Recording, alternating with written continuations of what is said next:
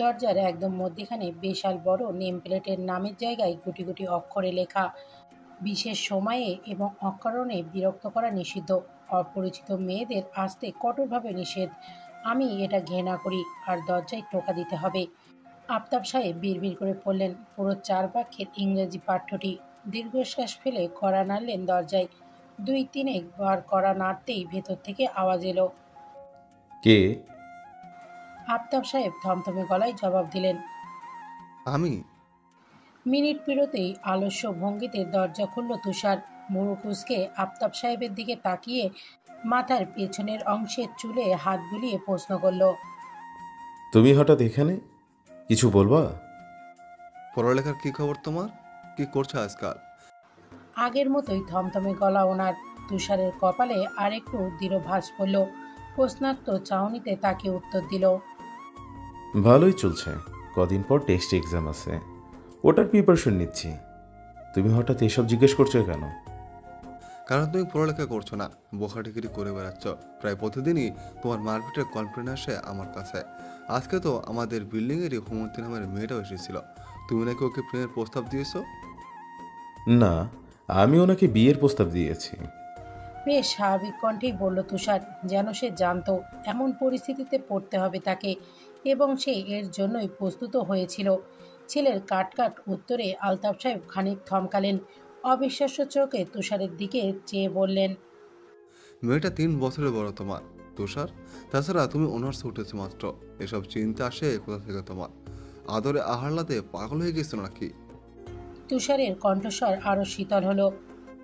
একদম না, আমি সুস্থ মস্তিষ্কে আছি, আর হৈমন্তিকাকেই বিয়ে করতে চাই। আফতাব সাহেব ধমক দিয়ে উঠলেন। নিজের চেয়ে ৩ বছরের বড় মেয়েকে বিয়ে করতে চাওয়াকে সুস্থ মস্তিষ্কে বলো তুমি? আমি তোমাকে ওয়ার্নিং দিচ্ছি তুষার, ওই মেয়ে থেকে দূরে থাকবে। আবার যদি তোমার নামে এমন বাজে কমপ্লেন আসে তো আমার চেয়ে খারাপ কেউ হবে না। চেঁচামেচি শুনে তুষারের মা হেনা চলে এলেন সেখানে। আলতাফ সাহেবকে জিজ্ঞাসা করলেন। কি হয়েছে? ছেলে কিভাবে বকছো কেন? শুনে যেন আরো তেতে উঠলেন তিনি। গলার আওয়াজ বাড়িয়ে বললেন। তোমার ছেলে পাগল হয়ে গেছে না? নিজের চেয়ে বয়সে বড় মেয়েকে বলে কিনা বিয়ে করবে? কিছু বলো একে। হেনা বিস্ফোরিত নয়নে ছেলের দিকে তাকালেন, প্রশ্ন ছুড়লেন। তুষার, তোর বাবা কি বলছে এসব? জানি না মা। একটু থেমে আবার বলল। টেবিলে নাস্তা বাড়ো তো মা, ক্ষুধা লেগেছে। আমি হাত মুখ ধুয়ে আসছি। বলেই কাউকে কিছু বলার সুযোগ না দিয়ে নিঃশব্দে দরজা আটকে দিল সে। আলতাফ সাহেব রেগে বললেন। দেখেছো দেখেছো তোমার ছেলেকে কি পরিমাণ বেয়াদব হয়েছে? আমাদের মুখের উপর দরজা আটকে দিল। হেনা শান্তভাবে ব্যাপারটা সামলাতে চাইলেন। এবার থামো তো, পরে কথা বলো এ নিয়ে। এখন একটু শান্ত হও। আলতাফ সাহেব শান্ত হলেন না। এক দফা রাগারাগি করার পর তিনি নিজের রুমে চলে গেলেন। একটু পরে আবার উঁচু গলায় হাঁক ছাড়লেন। হ্যাঁ না, এক গ্লাস ঠান্ডা পানি আনো। সকাল ৯:৩০। ভার্সিটিতে বিরাট বড় কৃষ্ণচূড়া গাছের নিচে বসে আছে হৈমন্তী। আজকে এখনো পারুল আসেনি। হৈমন্তী উদাস মনে একটা চ্যাপ্টা পড়ার চেষ্টা করছে। আকস্মিক কোথা থেকে তুষার এসে বসলো তার পাশে। হৈমন্তী ভুরু কুঁচকে তাকালো, কিন্তু তুষার তাকালো না। তার ফর্সা মুখটা গরমে ঘর্মাক্ত হয়ে আছে। কপালের ব্যান্ডেজ এখনো বিদ্যমান। চেহারার একটা আলাদাই ক্লান্তি। জিভ দিয়ে ঠোঁট ভিজিয়ে এদিক ওদিক তাকাতে তাকাতে তুষার বলল। আপনার কাছে পানি আছে হৈমন্তিকা? হৈমন্তী জবাব দিল না। কিছু পলক ভুরু কুঁচকে চেয়ে থেকে ব্যাগ থেকে পানির বোতল বের করলো। তুষারের দিকে এগিয়ে দিতেই সে বিনা বাক্যে নিয়ে নিল বোতলটি। আঘাতপ্রাপ্ত হাত দিয়ে বোতলের ঢাকনা খুলে যেই না মুখে দিতে যাবে, অমনি হৈমন্তী দ্রুততার সঙ্গে বলে উঠল। বোতলে মুখ লাগাবেন না। তুষার ভুরু উচালো। কথাটা শুনেনি এমন ভাব করেই মুখ লাগিয়ে ঢকঢক করে পান করে নিল পুরো অর্ধেক পানি। হৈমন্তী তখন ঝাঁঝালো স্বরে আওড়ালো। সমস্যা কি? মুখ লাগাতে মানা করেছি না, তাও এমন করলেন কেন? তুষার ধীর স্থির ভঙ্গিতে বোতলের ঢাকনা লাগালো। সবুজ দুর্বা ঘাসের ওপর বোতলটি রেখে শান্ত দৃষ্টি নিক্ষেপ করলো হৈমন্তীর পানে। বলল। আপনি যদি তখন ওই কথাটা না বলতেন, আমি বোতলে মুখ লাগাতাম না। তাই দোষ আপনার। হৈমন্তী তাজ্জব বনে গেল। আমার দোষ? আপনি এমন কেন বলেন তো তুষার? আমাকে চালানো কবে বন্ধ করবেন? যখন আপনার নিঃশ্বাস থেমে যাবে। বাজে কথা বন্ধ করুন। আপনার বাবা কি আপনাকে কিছু বলেনি? বলেছে। বকা খেয়েছেন ওনার কাছে? হ্যাঁ। তবুও নির্লজ্জের মতো আমার কাছে এসেছেন কেন? তুষার নির্বিকারভাবে বলল। কারণ আমার লজ্জা নেই। হৈমন্তীর রাগ যেন এবার আকাশ সমান হয়ে গেল। রাগে আর কিছু বলার ইচ্ছা মিলিয়ে গেল তার। শব্দ করে ঘাসের ওপর থেকে বোতলটি নিয়ে ব্যাগে পুরে নিতেই তুষার প্রশ্ন করল। আপনি আমাকে আপনি করে ডাকেন কেন হৈমন্তিকা? আপনার মনে তো আমার জন্য কিছুই নেই। তাহলে? কে বলেছে কিছু নেই? ছোট ভাই হিসেবে যথেষ্ট আদর করি আপনাকে। আর হ্যাঁ, ঘনিষ্ঠতা নেই এমন ছোট বড় সবাইকে আপনি বলেই ডাকি আমি। আপনি কেন ব্যতিক্রম হবেন? তাচ্ছিল্যভাবে বলল হৈমন্তী। পাল্টা জবাব দিতে পারল না তুষার। মুখ খুলে বসে রইল। তারপর যখন দেখল হৈমন্তী চলে যাচ্ছে তখন আবার বলল। চলে যাচ্ছেন হৈমন্তিকা? হ্যাঁ। আর একটু বসুন। ভীষণ মায়াময় কণ্ঠে আবদার করে উঠল সে। হৈমন্তীর মন গলে গিয়েও বলল না যেন। বাহিক্য দিকে শক্ত রইল সে। তাকে উপেক্ষা করেই চলে গেল। তুষার পিটপিট নেত্রে চেয়ে রইল সেই দিকে। হেমন্তর কাছে তুষার হলো একটা প্রিয় নাম। তুষারের সাথে বেশ খাতির তার। এই নিয়ে কম বকা খায়নি সে হৈমন্তীর কাছে। হৈমন্তীর এক কথা। তুষারের সঙ্গে মেলামেশা করা যাবে না মানে যাবে না। হেমন্ত শোনে না সে কথা। যতই বকা দেওয়া হোক না কেন, সে সর্বদাই তুষারের পেছনে আঠার মতো লেগে থাকে। হৈমন্তীও এখন হাল ছেড়ে দিয়েছে প্রায়। বারান্দার গাছগুলোতে পানি দিচ্ছিল হৈমন্তী। তারও তো গাছের প্রতি নেশা নেই। রাবেয়ার আছে, তিনিই গাছগুলো রেখেছেন এখানে। যার পরিচর্যা করতে হয় তাকেই। অবশ্যই এতে খারাপ লাগে না তার, ভালোই লাগে। তার সবচেয়ে প্রিয় ফুল হলো বেলি। বেলির ঘ্রাণে মনটা কেমন নিমেষেই ভালো হয়ে যায় তার। হৈমন্তী বেলি ফুলের গাছে পানি দিচ্ছিল। হঠাৎ হেমন্ত দৌড়ে এলো তার কাছে। অত্যাধিক উত্তেজনার সঙ্গে বলল। জানো আপু কি হয়েছে? হৈমন্তী অগ্রাধীন ভাবে জবাব দিল। কি হয়েছে? তুষার ভাইয়ার জ্বর হয়েছে, ভয়াবহ জ্বর, 102 ডিগ্রি। হৈমন্তীর কপাল কুঁচকে গেল। মানে? বারান্দায় শনশন আওয়াজে বাতাসের আনাগোনা চলছে। কপালে চুলগুলো উড়ে এসে চোখে পড়ছে হৈমন্তীর। বিরক্ত করছে খুব। হৈমন্তীর চোখ পিটপিট করে তাকালো। বিরক্তির সহিত কপালের চুলগুলো কানে গুজে নিল। হেমন্ত তখন ব্যগ্র গলায় প্রশ্ন ছুড়ল। আপু কি বলেছে তোমায়? কি বলছিস? গাছে পানি দিতে দিতে জবাব দিল হৈমন্তী। তুষার ভাইয়ার জ্বর হয়েছে, দেখতে যাবা না? না। কেন যাবা না? হৈমন্তী রোষপূর্ণ নয়নে চাইল। ধমক দিয়ে উঠল। তোর যাওয়ার হলে যা হেমন্ত, আমাকে বিরক্ত করছিস কেন? বলেছি না যাব না। বোনের কর্কশ ব্যবহারে ভীষণ মন খারাপ হলো হেমন্তর। ঠোঁট উল্টে কিছুক্ষণ চেয়ে রইল সে। এরপর চলে যেতেই দীর্ঘশ্বাস ফেলল হৈমন্তী। কিছু জিনিস চাইলেও করা যায় না, আবার কিছু জিনিসের বেশি লায়েও দিতে নেই। তুষার আধশোয়া হয়ে বসে আছে বিছানায়। আর চোখে একবার ডান দিকের ছোট্ট টেবিলটার দিকে তাকালো সে। প্লেটে ঢাকনা দেওয়া বিরিয়ানি পড়ে আছে সেখানে। হেনা অনেক চেষ্টা করেও খাওয়াতে পারেনি তুষারকে। সারাদিনে একটুখানি জুস আর নাপা খেয়েছে সে। জ্বর এখন কিছুটা কমেছে। 101 ডিগ্রি। ক্ষুধায় পেটে ইঁদুর দৌড়াচ্ছে, কিন্তু খেতে ইচ্ছা করছে না কিছু। জ্বরের পাশাপাশি মনটাও বিষিয়ে আছে বড্ড। আজ বিকেলে হেমন্তকে দিয়ে তার জ্বরের খবর হৈমন্তীর কাছে পাঠিয়েছিল সে। ভেবেছিল হৈমন্তী কিছুক্ষণের জন্য হলেও তাকে দেখতে আসবে, কিন্তু কই, বিকেল পেরিয়ে সন্ধ্যা হলো। সন্ধ্যা পেরিয়ে রাত। প্রিয়তমার দেখা যে এখনো মিলল না। তুষার উঠে বসলো। টি টেবিল থেকে গ্লাস নিয়ে 2 ঢোক পানি পান করতে তিক্ততার সাথে চোখ মুখ কুঁচকে এলো তার। পানি খাওয়ার ইচ্ছেটাই হারিয়ে গেল তৎক্ষণাৎ। সশব্দে গ্লাসটা টেবিলে রেখে উঠে দাঁড়ালো সে। ধীর পায়ে বারান্দার দিকে এগোলো। নিস্তব্ধ পরিবেশ। মানুষ তো দূর, চারিদিকে কোনো কাক পক্ষীও দেখার নেই। শীতল বাতাসে মৃদুভাবে কাঁপছে তুষারের শরীর। শীত করেছে ভীষণ, কিন্তু রুমে যেতে ইচ্ছা করছে না তার। হৈমন্তীকে এক পলক দেখতে ইচ্ছা করছে, একদম কাছ থেকে, নিবিড়ভাবে। তুষারের চোখ মুদে এলো। অস্পষ্ট কণ্ঠে বিড়বিড় করে ডাকলো সে। হৈমন্তিকা। এর পরপরই হৈমন্তী রিনিঝিনি কণ্ঠ কানে এলো তার। তুষার, আপনি এখানে?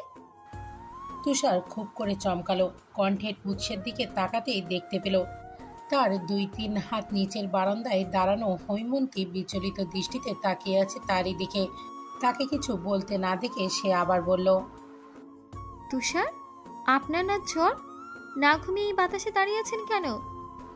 তুষার বার দুয়ে ঘন পলক ফেলল, অবুঝ কণ্ঠে জিজ্ঞাসা করলো, আপনি সত্যি আমার সামনে দাঁড়িয়ে আছেন হৈমন্তিকা? মানে?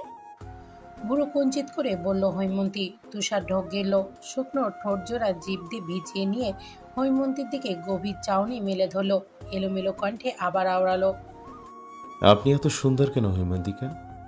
আমার ছুঁয়ে দিতে ইচ্ছে করছে আপনাকে। ছুঁয়ে দেই। হৈমন্তী ভরকালো, আত্মনাদ করে উঠল। কী সব বলছেন তুষার?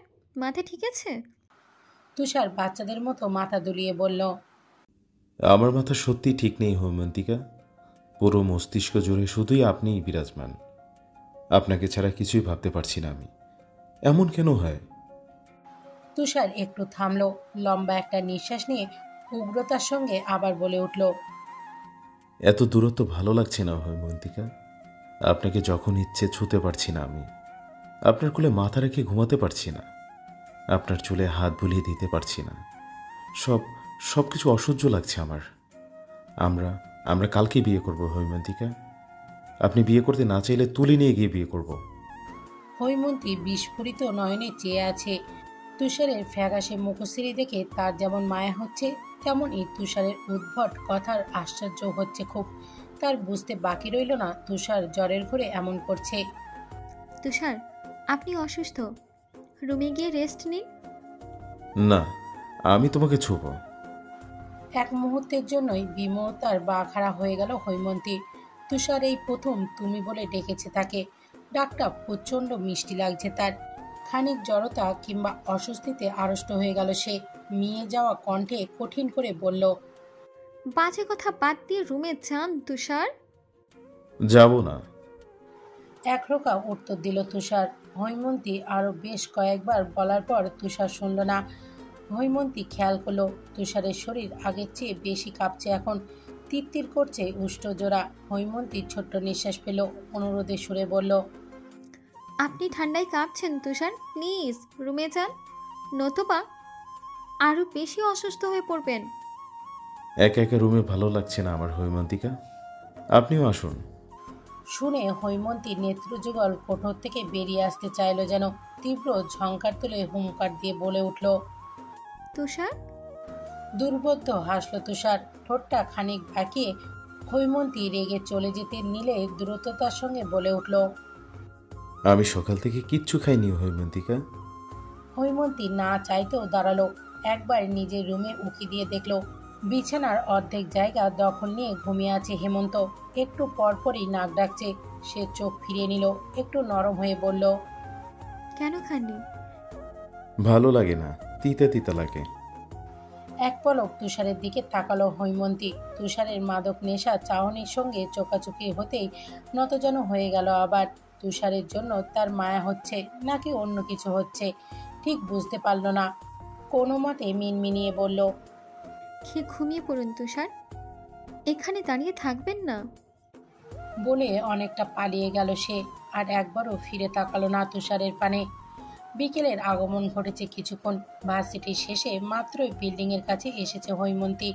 রিক্সা থেকে নেমে টাকা দিতে গিয়ে দেখলো তার পার্সে শুধু 500 টাকার একটা নোট আছে। রিক্সা চালকের কাছে ভাঙতি নেই, ওদিকে দারোয়ান চাচার কাছেও নেই। বহু খুঁজে ব্যাগের এক কোণে শতভাঁজ করা একটা পুরনো 20 টাকার নোট পেল সে, কিন্তু মাঝখানে একটুখানি ফাটা। রিক্সা চালক নিবে না সেই টাকা। হৈমন্তী অনুরোধ করে বলল, আমার কাছে আর টাকা নেই মামা, এটাই নিন না প্লিজ। রিক্সা চালক আগের মতোই নাকচ করে উঠল, তিনি নিবেই না ছেঁড়া টাকা। সেই মুহূর্তে তুষারের আগমন ঘটল সেখানে। পরনে তার কোঁচকানো গাঢ় নীল শার্ট, চোখ ঘুমে বুজে আসছে। অদ্ভুত গম্ভীরতা নিয়ে সে জিজ্ঞাসা করল, কি হয়েছে হৈমন্তিকা?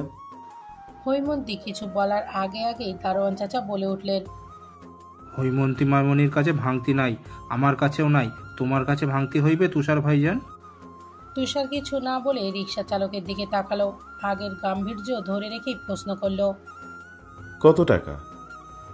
রিক্সা চালক জবাব দিল। জি 20। তুষার বিনা বাক্য ব্যয়ে পকেট থেকে 20 টাকা বের করে দিল।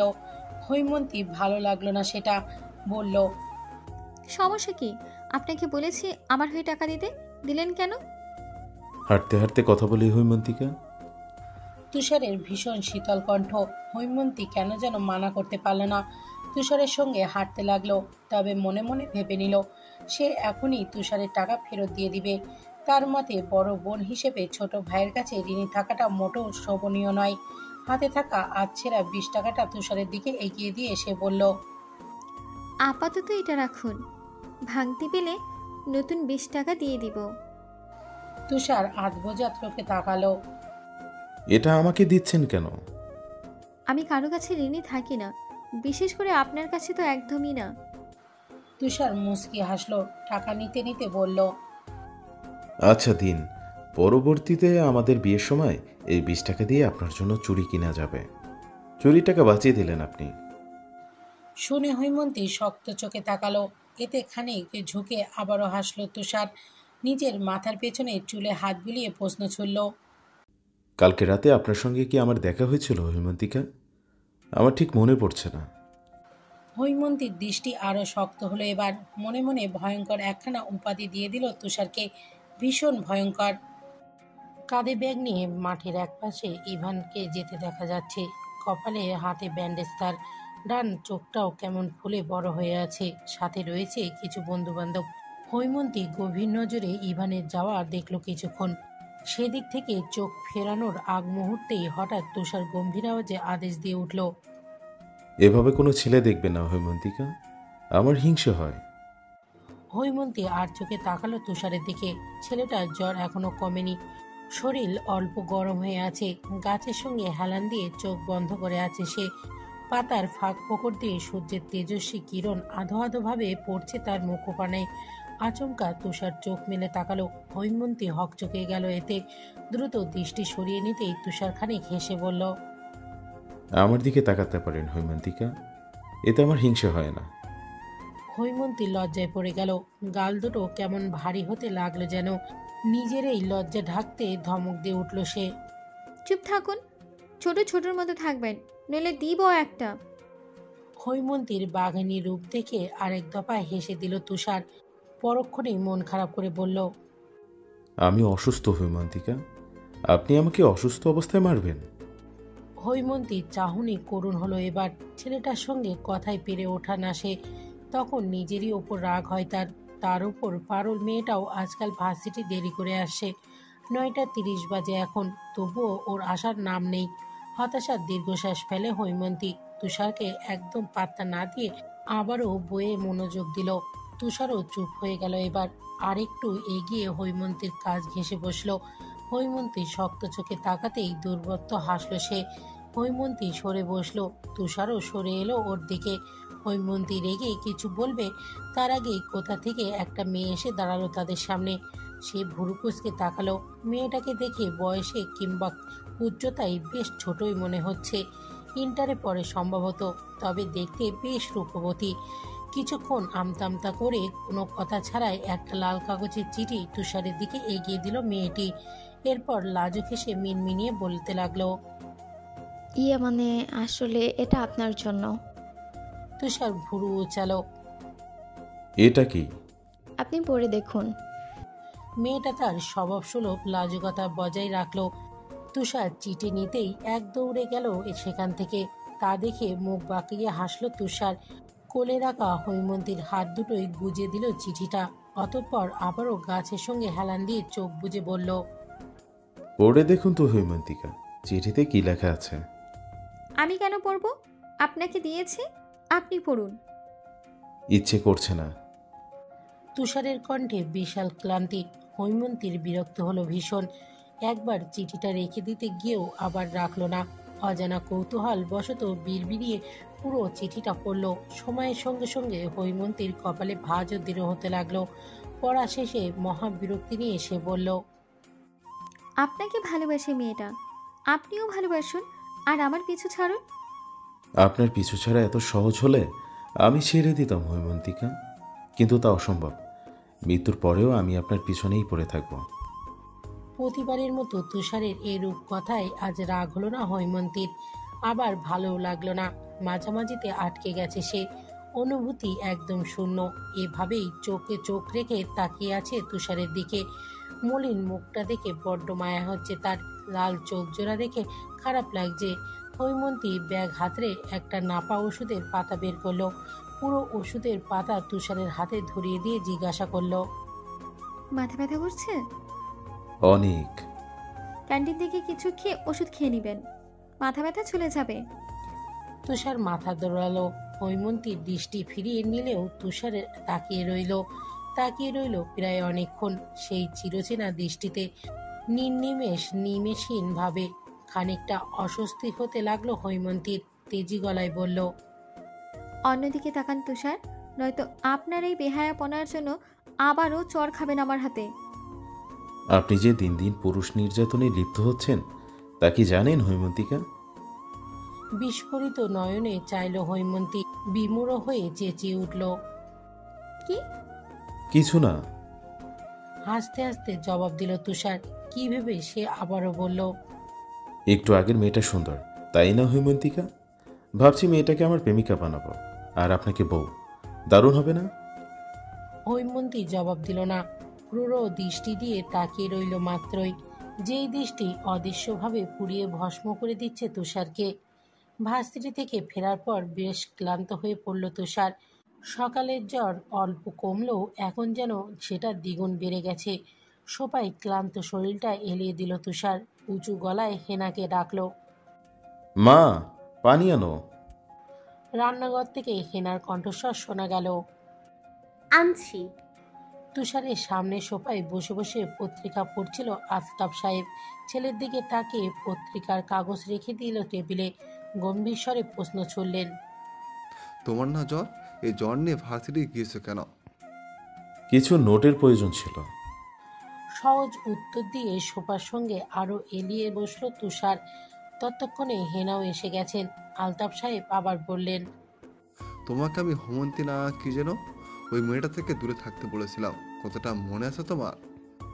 তুষার হেনার থেকে পানির গ্লাসটা নিল। এক চুমুকে পুরোটা পানি পান করে গ্লাসটা সশব্দে রেখে দিল টেবিলে। অতঃপর বলল, মনে আছে। মেয়েটার পিছু ছেড়েছো তুমি? নির্ভয় এবং স্বাভাবিক কণ্ঠে তুষারের ছোট্ট জবাব। না। সঙ্গে সঙ্গে তেতে উঠলেন আলতাফ সাহেব। ঝাঁঝালো গলায় চেঁচিয়ে উঠলেন, না মানে? তাহলে আমার কথা মনে রেখে কি লাভ? তুমি কি আমার সম্মান ক্ষণর ফন্দি করছো তুষার? নিজের চেয়ে ছোট মেয়ে ভালোবাসতে আমি কিছু বলতাম না, কিন্তু নিজের চেয়ে বড় মেয়ে, সমাজ কি বলবে তার কোনো চিন্তা নেই তোমার? সমাজ বাদ দাও, আমার তো ভাবতে জঘন্য লাগছে। তুষার কোনরূপ জবাব দিল না। শান্ত ভঙ্গিতে সোফায় বসে রইল। ভাবল টেবিল থেকে রিমোট নিয়ে টেলিভিশন চালু করলে কি বাবা একটু বেশিই রেগে যাবেন তার উপর। পরক্ষণেই ভাবল, না থাক, রুমে গিয়েই টেলিভিশন দেখা যাবে। চেঁচানোতে হেনার বিরক্তি করে উঠলেন, ছেলেটাকে অত বকো না তো, ওর কি দোষ? তুমি এই বিষয়ে একদম কথা বলো না হেনা, তোমার লাইফেই ছেলেটা এমন বিগড়ে গিয়েছে। স্বামীর ধমকে হেনা চুপসে গেলেন। তুষার ব্যাগ নিয়ে উঠে দাঁড়ালো এবার। সিঁড়ি বেয়ে উপরে উঠতে উঠতে বলল, মা, রাতে খিচুড়ি খাবো গরু ভুনাতে, এখন একটু বিরিয়ানি দাও তো। ছেলের এহেন অভিব্যক্তি দেখে আলতাফ সাহেব রেগে তাকালেন নিজের স্ত্রীর দিকে। মনে মনে ভেবে নিলেন তাকে কি করতে হবে। কোনো এক মাসে কোনো এক শুক্রবার নিকোষ কৃষ্ণ আধার ডিঙিয়ে ভোরের আলো ফুটতে শুরু করেছে মাত্রই। সুদীরও পাখির কিচিরমিচির শব্দ শোনা যাচ্ছে। ফজরের আজান আদায় করে বিছানায় গা এলিয়ে দেয় হৈমন্তী, কিন্তু কিছুতেই ঘুম আসছে না তার। রাবিয়া কিছু অসংখ্য গাছ ছাদেও লাগিয়েছে। হৈমন্তী প্রতিদিন ভোর সকালে গিয়ে গাছে পানি দিয়ে আসতো। ছাদের পূর্ব দিকে দাঁড়িয়ে মুগ্ধ হয়ে দেখত পৃথিবীর সূর্যের আগমন, কিন্তু তুষারের জ্বালায় ৩-৪ দিন ধরে যাচ্ছে না সে। হৈমন্তীর সঙ্গে সঙ্গে তুষারও যে প্রতিদিন ভোরবেলা হাজির হয়ে যেত ছাদে। হৈমন্তীকে বিরক্ত করতে। তবে আজ ছাদে যেতে বড্ড ইচ্ছা করছে হৈমন্তীর। সে ভাবে এতদিন না আসায় তুষারও হয়তো আজ আসবে না, একা একা ছাদে সময় কাটানো যাবে। বাহিরে তখন শীতের বাতাসের সমাগম, হালকা শীত শীত আবহাওয়া। হৈমন্তী ওড়না রেখে ভারী একখানা চাদর জড়িয়ে নিল দেহে। চোর ডাকাতের মতো ভীরু পায়ে ফ্ল্যাট থেকে বেরিয়ে সিঁড়ি বেয়ে ছাদে উঠল। ছাদে একপাশে বসার জন্য 2-3টে বেঞ্চ রাখা, এর অপর পাশেই গাছগাছালির টব। হৈমন্তী ধীরে স্থিরভাবে গাছে পানি দিতে লাগলো। কিছুক্ষণ পর পর দক্ষিণে বাতাস ছুঁয়ে দিচ্ছে তাকে। ভালো লাগছে তার, ভীষণ ভালো লাগছে। হঠাৎ অনুভূতি হলো পেছনে কেউ দাঁড়িয়ে আছে, যার ঘন ঘন নিঃশ্বাসের শব্দ স্পষ্ট শুনতে পাচ্ছে হৈমন্তী। ঘাড়ে নিঃশ্বাসের অস্তিত্ব অনুভব করছে। অজানা ব্যক্তিটি এবার পুরুষালী কণ্ঠে ফিসফিসিয়ে উঠল। এসেছেন হৈমন্তিকা? হৈমন্তী চমকালো খুব। পেছনে ঘুরতেই তুষারের বিধ্বস্ত বুকের সঙ্গে নাকে বাড়ি খেলো। নাকে আলতো হাত বুলিয়ে 2 কদম পিছালো সে। জড়ানো গলায় প্রশ্ন করল, আপনি এখানে? আমি তো প্রতিদিনই আসি হৈমন্তিকা, আপনিই লুকিয়ে বেড়ান। হৈমন্তী কি বলবে ভেবে পেল না। তুষার এখনো তার অনেকটাই কাছে। হৈমন্তীর অস্বস্তি হচ্ছে। অস্বস্তির ভরা কণ্ঠে সে বলল, দূরে সরে দাঁড়ান তুষার। তুষার বিনা বাক্যে সরে দাঁড়ালো। ঠোঁটে তার সূক্ষ্ম হাসি। হৈমন্তী সুদীর্ঘ নিঃশ্বাস পেল, নিজেকে স্বাভাবিক রাখার চেষ্টা করল। জ্বর কমেছে আপনার? নিজেই দেখুন। বলে খানিক ঝুঁকল তুষার। মুখ এগিয়ে হৈমন্তীর সামনাসামনি ধরল। হৈমন্তী চোখ বড় বড় করে তাকালো। তুষারের নেত্রজোড়ায় দুষ্টুমির ভরপুর। কপালে ব্যান্ডেজ খুলে ফেলায় ক্ষত স্থানে লম্বাটে এক আঁচ দৃশ্যমান। ঠোঁট অল্প শুষ্ক। তার চাহনি আরো গভীর হতেই দ্রুত চোখ সরিয়ে নিল হৈমন্তী। কেন যেন প্রচন্ড রাগ হলো তার। তুষারের বক্ষে হালকা জোর প্রয়োগে ধাক্কা মারল সে। তুষার পিছিয়ে গেল। স্বাভাবিকভাবেই তাকালো হৈমন্তীর দিকে। সে তখন পা চালিয়ে ছাদ থেকে চলে যাওয়ার উপক্রম করছে। তুষার পেছন থেকে ভীষণ শীতল নির্ভুব কণ্ঠে জিজ্ঞাসা করল, আপনি কি চান তা কি আপনি জানেন হৈমন্তিকা? হৈমন্তী থামল, দাঁড়ালো কিছু সেকেন্ড। এরপর আগের ন্যায় ব্যস্ত পায়ে চলে গেল ছাদ থেকে। দুপুর থেকেই বিল্ডিং এর আশেপাশে প্রচন্ড কোলাহলের শব্দ শোনা যাচ্ছে। তীব্র শব্দে দুপুরে ঘুমাতেও পারেনি হৈমন্তী। এবার সে বেজায় বিরক্ত। ছুটির দিন যদি একটু ঘুমাতেই না পারে, তাহলে সেই ছুটি নিয়ে লাভ কি? তিক্ত মনে বিছানা ছাড়ছিল হৈমন্তী। সেই সময় রুমে হেমন্তর আগমন। বেশ ব্যস্ত দেখাচ্ছে তাকে। এসেই ড্রয়ার থেকে কিছু একটা নিয়ে আবার চলে যেতে নিতেই হৈমন্তী জিজ্ঞাসা করে উঠল, এই দাঁড়া হেমন্ত, কই যাচ্ছিস? উফ, কাজ আছে, এখন ডাকিও না তো, পরে এসে বলবো। বিরক্তি সহিত বলল হেমন্ত। হৈমন্তী এগিয়ে এসে তার কান মলে ধরল। চোখ রাঙিয়ে ধমক দিয়ে উঠল, তুই এখন বলবি? তোর ঘাড়ও এখন বলবে। এখন জলদি বল, এত ব্যস্ততা কিসের তোর? কান মলে ধরতেই চেঁচিয়ে উঠল হেমন্ত। আরে ছাড়ো, ব্যথা পাচ্ছি তো, উফ ছাড়ো না। হৈমন্তী ছাড়ল না, তবে হাতের বাঁধন খানিক ঢিলে করে দিল। তুই বলবি নাকি এবার গালে মারবো? বলছি তো, এমন করো কেন? তুষার ভাইয়ের সাথে কাজ করছি আমি। কি কাজ? আর বাইরে এত শব্দ কিসের? তুষার ভাইয়ার সব কাজিন আসছে আজকে, তাই রাতে ছোটখাটো একটা পিকনিক হবে, ওটার জন্য শব্দ, এবার ছাড়ো। হৈমন্তী কান ছেড়ে দিল। হেমন্ত যাওয়ার আগে আবারও ধমক দিয়ে বলল, শব্দ কম কর তোরা, রুমে থাকা যাচ্ছে না। হেমন্ত তখন অস্পষ্ট কণ্ঠে বিড়বিড় করে বলতে লাগলো, সারাদিন শুধু ধমক আর ধমক, এটা আপু নাকি জল্লাদ? তুষার ভাইয়ের যে কি দেখে আপুর প্রেমে পড়লো। পশ্চিম দিকে হেলে পড়েছে সূর্য। প্রকৃতি ঘন অন্ধকারে নেমে আসতে চাইছে, কিন্তু সফল হতে পারছে না। কৃত্রিম আলোয় এখনো আলোকিত চারপাশ। বিল্ডিং এর ওঠানে অসংখ্য মানুষ জড়ো হয়ে আছে। তুষারের বয়সে কিছু ছেলে মেয়ে মাটির উনুনে মুরগির মাংস রোস্ট করছে। তুষার তদারকি করছে সব। হৈমন্তী বারান্দায় গিয়ে এক পলক দেখেছিল ওদের, এরপর আর যায়নি সেদিকে। এখন সন্ধ্যা 7:12। টেবিলে বসে পড়ছিল হৈমন্তী। তবে বাহিরে প্রবল শব্দে সুষ্ঠুভাবে মনোযোগ দিতে পারছিল না পড়ায়। বারবার অন্যমনস্ক হয়ে পড়ছিল। তবুও টেবিলে ঠাঁই হয়ে বসে আছে সে। রাবেয়া অনেকবার সবার সঙ্গে উঠানে যাওয়ার জন্য তাগাদা দিয়েছে তাকে, সে যাবে না বলে মন স্থির করে আছে। বাধ্য হয়ে রুমে এসে হাজির হলেন রাবেয়া, রোষপূর্ণ স্বরে বললেন, তোকে আমি কয়টা ডাক দিয়েছি হৈমন্তী? ওখানে গেলে কি এমন হবে? সবাই যাচ্ছে, তুই কেন যাবি না? পড়া আছে আমার। পড়তে হবে না আজকে, ভালো একটা জামা পরে উঠোনে চলে যা। ওরা ওখানে কত মজা করছে, তুই গাধার মতো রুমে থাকবি কেন? এখানে গাধার কি সম্পর্ক মা? চোখ মুখ কুঁচকে বলল হৈমন্তী। কথাটা বেশ গায়ে লাগলো তার। রাবেয়া কিছু বলবেন তার আগেই ড্রয়িং রুম থেকে হৈমন্তীর বাবা আশরাফ সাহেব হাঁক ছেড়ে উঠলেন, হেমন্তী মা, কথা বাড়াইস না। হেমন্ত অনেকবার ডেকে গেছে তোকে, তৈরি হয়ে চলে যা মা, সবার ভালো লাগবে। আশরাফ সাহেবের কথা ফেলতে পারল না হৈমন্তী। না চাওয়া সত্ত্বেও তৈরি হয়ে নিল যাওয়ার জন্য। সাদামাটা একটা সবুজ রঙের জামা পরেছে হৈমন্তী। অলস পায়ে সিঁড়ি ভেঙে দোতলায় আসতেই হঠাৎ মুখোমুখি হয়ে গেল আলতাফ সাহেবের সঙ্গে। হৈমন্তীকে দেখে তিনি ভুরু কুঁচকে তাকালেন। প্রথমেই প্রশ্ন ছুড়লেন, উঠোনে যাচ্ছ? জি আঙ্কেল। আলতাফ সাহেব এবার একটু গম্ভীর হলেন, থমথমে গলায় বললেন, তোমার সেখানে যাওয়ার কোনো মানে তো আমি দেখছি না। জি। অবাক হয়ে জিজ্ঞাসা করলো হৈমন্তী। ইতিমধ্যে বিস্ময়ে কপালে ভাঁজ পড়ে গেছে তার। আলতাফ সাহেব খানিক কেশে আবারও বললেন, দেখো মেয়ে, তোমার উচিত তুষার থেকে দূরে থাকা, অথচ সেই তুমি তুষারের সঙ্গে সঙ্গে থাকার চেষ্টা করছো, ওকে সুযোগ দিচ্ছ। আমার তো এখন মনে হচ্ছে তুমি তুষারের মাথা বিগড়ে দিয়েছ, যাতে তুমি ওর গলায় ঝুলতে পারো। নয়তো আমার ছেলে তোমার মতো বয়সে বড় একটা মেয়ের দিকে ফিরেও তাকায় নাকি?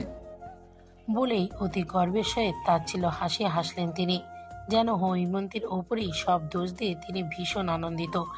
এরপর হঠাৎই কাঠিন্য ভাব নিয়ে বললেন, আমার ছেলে থেকে দূরে থাকো, ওর আশেপাশেও যাতে তোমাকে না দেখি। হৈমন্তী স্তব্ধ হয়ে দাঁড়িয়ে রইল, কিছুই বলতে পারল না। ভাবতে লাগলো, আসলেই কি ও সুযোগ দিচ্ছে তুষারকে? হৈমন্তীর আর যাওয়া হলো না উঠানে।